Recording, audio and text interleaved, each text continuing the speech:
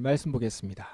오늘 금요 성서정과 19번째입니다. 군림하는 왕의 최후를 보며 라는 말씀의 제목으로 같이 말씀을 좀 나누겠습니다. 우리는 어제부터 군림하는 왕, 섬기는 왕이라는 주제로 말씀을 보고 있습니다. 세상에 나타나는 군림하는 왕, 그리고 우리의 섬기는 왕, 이 말씀을 통해서 두 왕의 모습과 그 왕에 대한 우리의 자세 등을 자세히 짚어보게 될 것입니다. 오늘 이사야 본문에는 바벨론에 대한 예언이 지금 나오고 있습니다. 오늘 말씀을 좀 보셨나요, 여러분들이? 바벨론에 대한 얘기가 나와요. 바벨론은 성경에 나오는 대표적인 제국입니다. 역사적으로도 실제 존재했던 제국이고, 성경에서는 이 바벨론이라는 이름이 곳곳에 나옵니다. 그리고 예언서에도 나오는데 거기에서 이제 문학적으로도 표현이 돼요. 문학적으로 바벨론이라는 말을 쓸 때는 세상의 강력한 제국, 힘 이런 것들을 상징하기도 합니다. 그래서 예언서나 묵시 문학에 바벨론이 나올 때는 이런 점을 염두에 두면서 좀 보시면 좋겠습니다. 그런데 이제 이사야서에 나오는 이 바벨론, 오늘 본문에 나오는 바벨론은 역사적인 실제 바벨론에 대한 예언입니다.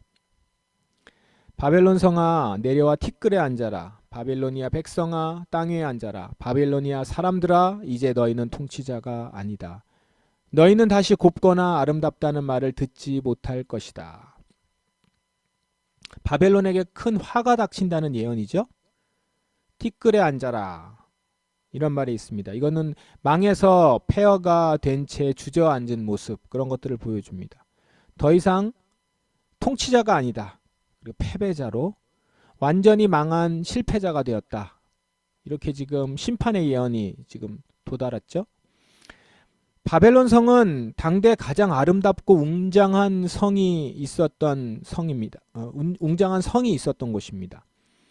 그 유명한 공중정원이라고 세계 7대 불가사의 중에 하나죠. 그 유명한 공중정원이 있었다고 하죠.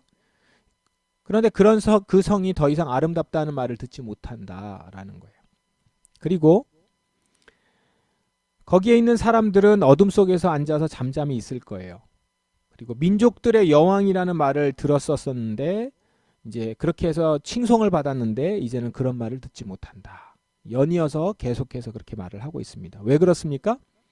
이유가 하나 나오는데, 내가 내 백성에게 노하여 내게 속한 백성들을 저버리고 그들을 너에게 넘겨주었다. 그런데 너는 내 백성을 무자비하게 다루고 노인들에게까지 고된 일을 시켰다. 이 이유가 있습니다. 이게 뭐냐면, 하나님은 당신의 백성인 이스라엘 백성이 잘못해서 죄를 범하였고 하나님을 거절했기 때문에 그 심판으로 바벨론 손에 이스라엘 백성들을 넘겼습니다. 그 자체로 이미 이스라엘은 크게 혼난 거죠. 이스라엘 백성들이 이방의 그 제국의 손에 넘겨져서 심판을 받은 겁니다. 그런데 그건 어디까지나 징계 차원에서 하나님이 하신 것이지 바벨론에게 이스라엘을 아예 줘서 함부로 해도 된다라는 말은 아니었어요. 바벨론은 심판에 그들을 멸망시키고 그들을 이제 끌고 가고 그렇게 해서 멸망시키는 것까지가 바벨론에게 맡겨진 일이었는데, 그러나 바벨론은 이스라엘을 함부로 할 수는 없어요. 하나님은 그렇게 허락하지 않습니다. 그러나 바벨론이 어떻게 했는가? 이스라엘 백성을 무자비하게 다뤘다는 겁니다. 노인들에게까지 고된 일을 시켰고 자기가 하고 싶은 대로 마음껏 행했다.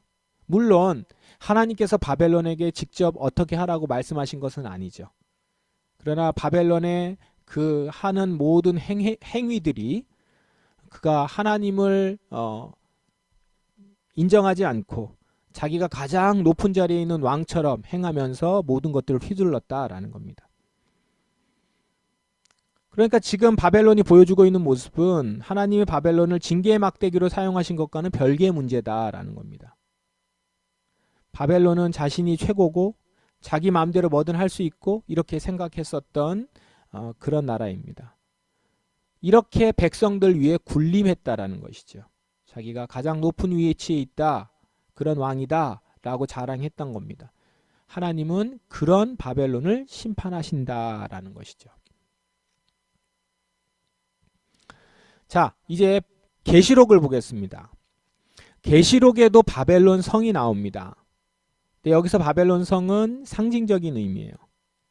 오늘 본문은 마지막 때의 내용입니다. 계시록 17장 내용은 여러 상징으로 가득해서 개인적으로 여러분이 요한계시록을 좀 보셨으면 좀 복잡하다 이렇게 아마 느끼셨을 겁니다. 오늘 필요한 부분만 정리해서 간략하게 보십시다. 먼저 1절을 보면 대접을 들고 있던 7천사 중 하나가 내게 와서, 이제 여기서 나는 이제 요한이겠죠. 요한계시록을 쓴 요한. 내게 와서 이렇게 말하였습니다. 나를 따라오너라. 많은 무리에 앉은 큰 음녀가 받을 심판을 내게 보여주겠다. 천사가 하는 말을 들은 것이죠. 자, 여기 보면 물 위에 앉은 큰 음녀가 나옵니다. 여기서 그 음녀가 등장하는데 오늘 본문은 그 음녀가 심판받는 것을 보여준다라고 합니다. 이제 그게 큰 흐름의 주제죠. 17장의 주제입니다. 그러면서 세상이 지금 어떤 상황인지를 보여주는데 2절에 세상의 왕들이 그 여자와 함께 음란한 죄를 짓고 온 세상 사람들도 그녀가 주는 음란의 포도주에 취하였다. 이렇게 고발합니다. 세상이 전부 음녀와 함께 죄를 짓고 음란의 포도주를 먹으면서 취했다라는 거죠. 그러면 이 여인이 누구인가? 오늘 본문 맨 마지막 절에 나옵니다. 18절에 내가 본 여인은 이 세상 왕들을 다스리는 큰 도시를 뜻한다. 이렇게 나오고요. 본문을 쭉 읽어보시면 5절에 큰 도시는 큰 바벨론 이렇게 표시되어 나옵니다. 여기서 바벨론은 이사야서에 나오는 그 바벨론 제국이 아니라 이제 바벨론으로 상징되는 가장 큰 제국이요, 하나님이 없다라고 하면서 자기의 힘과 권력을 휘두르며 군림했던 도시를 말하죠. 바벨론 성, 음료로 상징되는 큰 도시, 세상을 다스리고 군림하는 도시입니다. 도시가 세상을 다스린다는 게 뭘까요? 세상의 왕들을 큰 도시가 다스린다는 게, 계시록 전체 내용을 갖고 정리를 하면은 이 도시가 갖고 있었던 시스템이 있었습니다. 경제 시스템, 종교 시스템. 이것으로 세상을 주무르는 것을 말합니다. 앞에 16장, 15장 그리고 뒤에 18장을 보면 그걸 정리할 수 있습니다. 그냥 한마디로 여러분께 설명을 드리는 거예요. 경제적, 종교적 시스템으로 세상을 주무르는 걸 말합니다. 이 큰 도시는 경제적으로, 종교적으로, 특별히 이 두 가지를 얘기해요. 경제적이고 종교적. 이 두 가지로 세상 사람들에게 번영과 풍요를 제공합니다. 모두가 그 도시가 있는 나라를 가고 싶어 해요. 그 도시가 주는 경제적인 풍요, 그리고 그것을 축복이라고 말하고 있는 종교적 메시지. 거기는 제사장들은 이 경제적 풍요가 축복이다. 하늘의 축복이다. 이렇게 말하는 종교 메시지를 전한다는 거예요. 그것이 모든 세상 사람들에게 가장 최고의 것으로 인식이 되어서 세상의 왕들, 세상의 나라들은 다 그걸 추구한다는 겁니다. 그 도시가 말하는 걸 따라간다는 거예요. 그러니까 결국 모든 나라는 이 도시로부터 제공되는 것을 먹으면서 안정을 보장받고 살아간다라는 겁니다. 지금 시대로 하면은 이게 어느 나라겠습니까? 어느 도시겠습니까? 한번 여러분들이 금방 생각이 나는 그 나라, 그 도시일 겁니다. 본문은 이 도시의 화려함과 부패함을 이렇게 보여줍니다. 그 여자가 이제 음녀, 도시를 말합니다. 그 여자는 보라색과 붉은색의 옷을 입고 금과 보석과 진주로 온몸을 치장하고 있었습니다. 그러니까 그 여자, 그 도시의 형상이 이런 모습이에요. 보라색, 붉은색. 보라색은 왕의 색깔이고 붉은색은 가장 화려한 색깔, 옷이면서도 또한 피를 의미하기도 하고 여러 가지를 중의적으로 의미하는 옷이죠. 그러니까 화려한 옷이에요, 가장. 이런 색을 내기도 되게 어려웠었던 시대니까. 게다가 가장 값비싼 금과 보석과 진주로 온몸을 치장하고 있는 아주 화려하고도 사치스럽고 부유한 모습이죠. 이제 여기 들린 손에 들린 것, 여기 이제 이게 중요한데, 그리고 손에는 금잔이 하나 들려 있었는데 그 안에, 그 금잔 안에 음란하고 더러운 것들과 악한 것들이 가득 담겨 있었습니다. 모든 화려한 것을 다 가지고 세상의 왕들과 사람들에게 자신을 과시해서 그들의 마음을 다 빼앗는 그런 모습입니다. 이 도시의 모습이. 세상은 이 도시, 이 여자가 주는 것으로 말미암아서 마음을 뺏기고 눈이 멀어요. 그래서 그가 주는 것이 음란하고 더러운 것임에도 그것을 분간하지 못하고 더러운데 받는 게 아니라 너무 화려하고 좋은 거라고 받는 거예요. 그렇게 받음으로 인해서 그게 더럽고 악하고 음란한 건지 분간하지 못하고 그걸 받아서 그저 그녀가 주는, 그 도시가 주는 번영을 누리면서 죄를 짓고 있다. 이거를 지금 고발하고 있는 겁니다. 계시록에서. 자, 그런데 그리고 나서 이제 그 뒤에 내용이 쭉 나오는데 여기서 이제 결과만 보려고 해요. 이 여인, 이 큰 도시의 결과가 어떻다는 겁니까?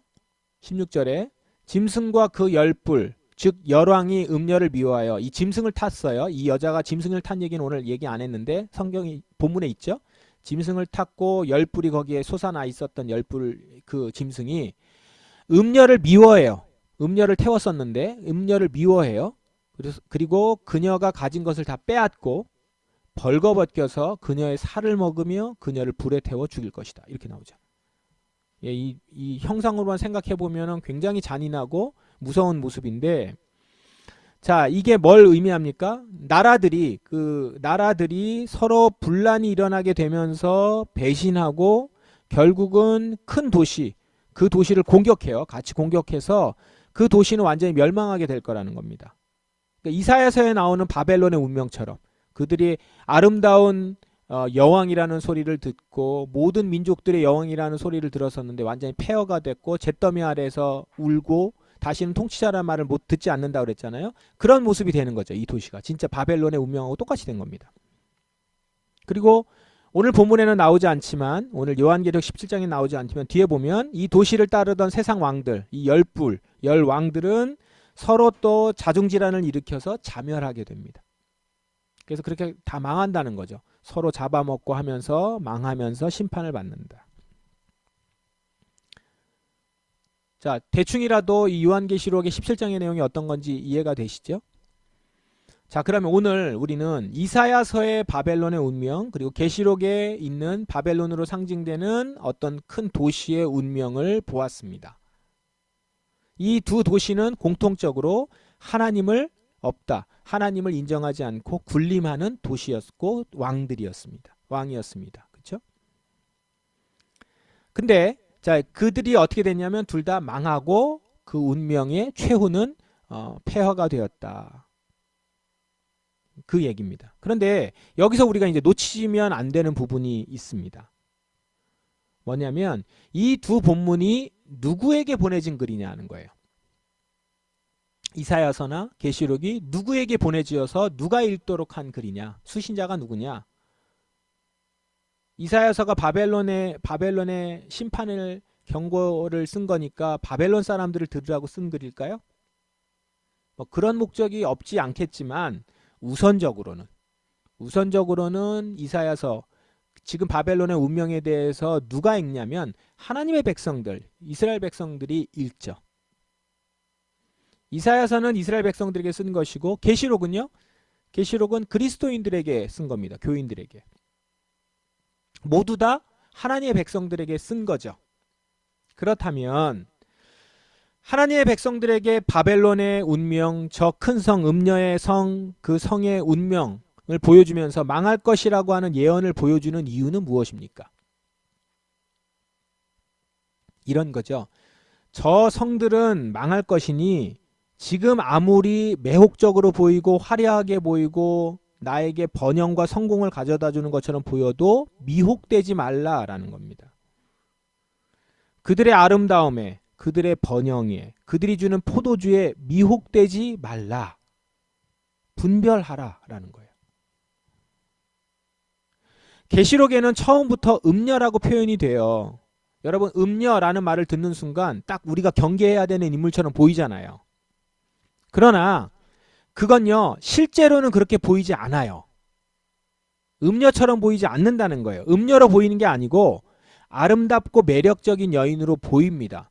흠모할 만하고 고귀해 보이고 따라도 될 존재로 보인다라는 거예요. 그러니 세상 사람들이 분별하지 못하고 그녀가 주는 잔을 받아 먹는 것이 아니겠어요?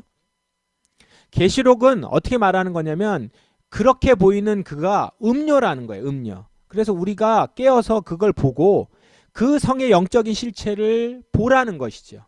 그걸 보여주고 있는 겁니다. 계시록 본문을 보면 천사가 성령의 도우심으로 나를, 그 사도 요한을 광야로 이끌고 나갑니다. 지금 천사가 계시록 저자를 이끌고 광야로 나가요. 왜요? 거기서 영적인 실체, 도시를 보여주려고 하는 거죠. 이 말은 그림으로 한번 그려보세요. 도시 안에 있었던 그 요한을 끌고 광야로 끌고 나가는 거예요. 그렇게 되면 뭐가 보이죠? 도시가 보이죠. 멀리서. 그렇게 도시에서 벗어나서 도시를 보게 만드는 겁니다.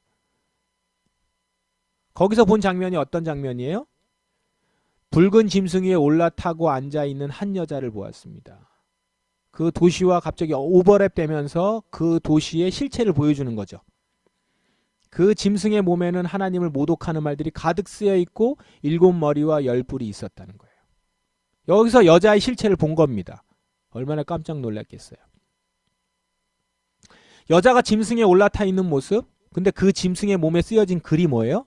하나님을 모독하는 말로 가득한 짐승의 몸이에요. 그 몸에 이 여자가 올라타 있고 그 여자가 들고 있는 잔에서 주어지는 것들로 많은 사람들이, 세상 사람들이 와서 먹고 마시고 있다라는 거예요. 거기에는 교회도 있었겠죠.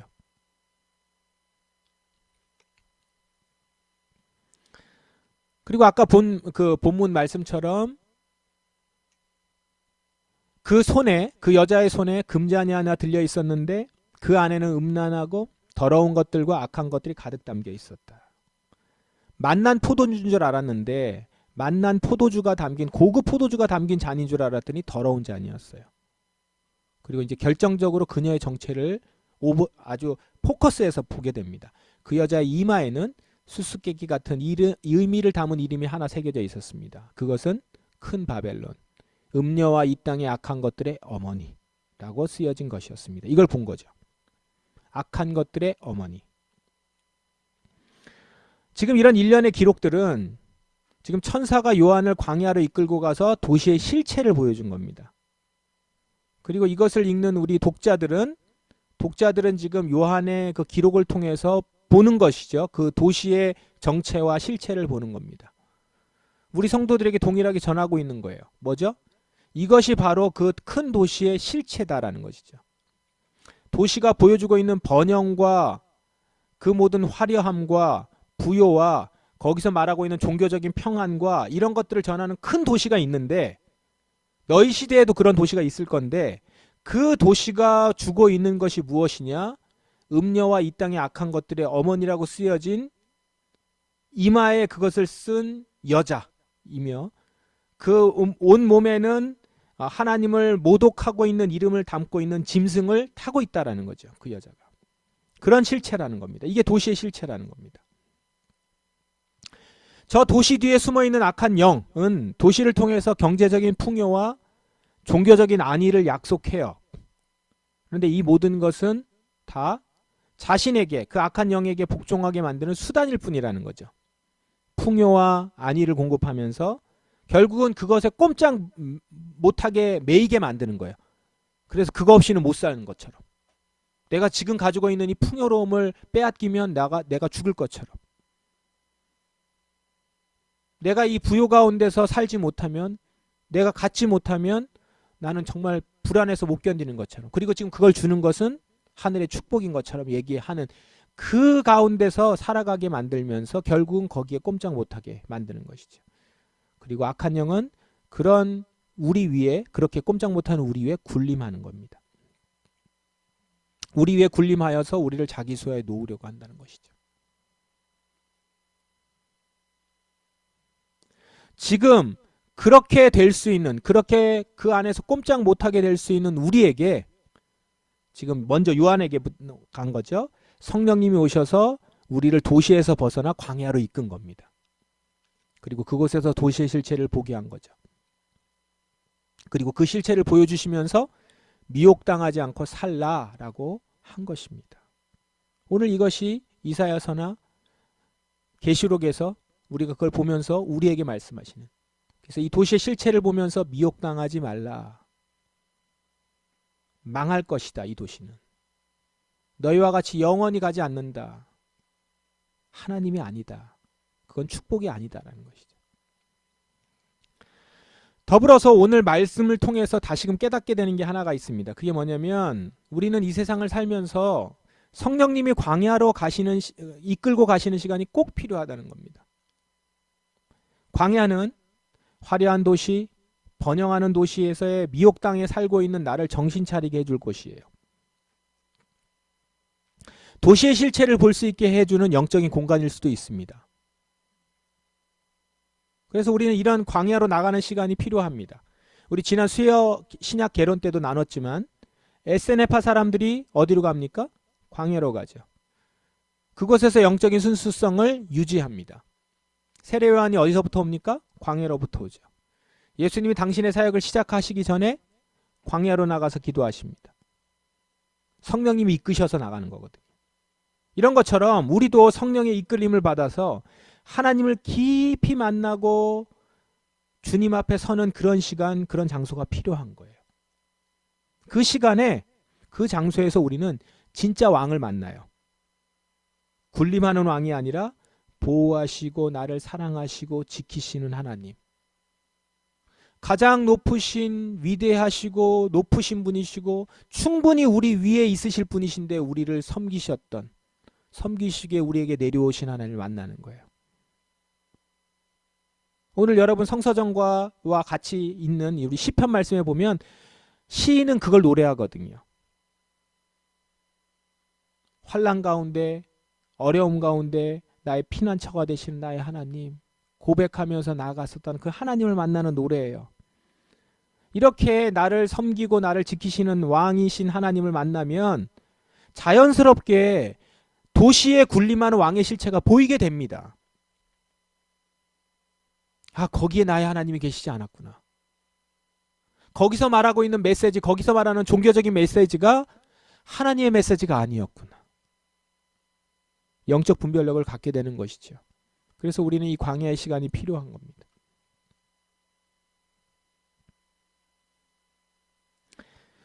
여러분, 오늘 말씀을 통해서 우리 모두 영의 눈이 열리기를 소원합시다. 오늘도 성령이 나를 당신이 계시는 곳으로 이끌고 가셔서 이 세상의 실체를 보게 해주셔서 더 이상 세상에 매몰되지 않고 살아갈 수 있게 되기를 바랍시다.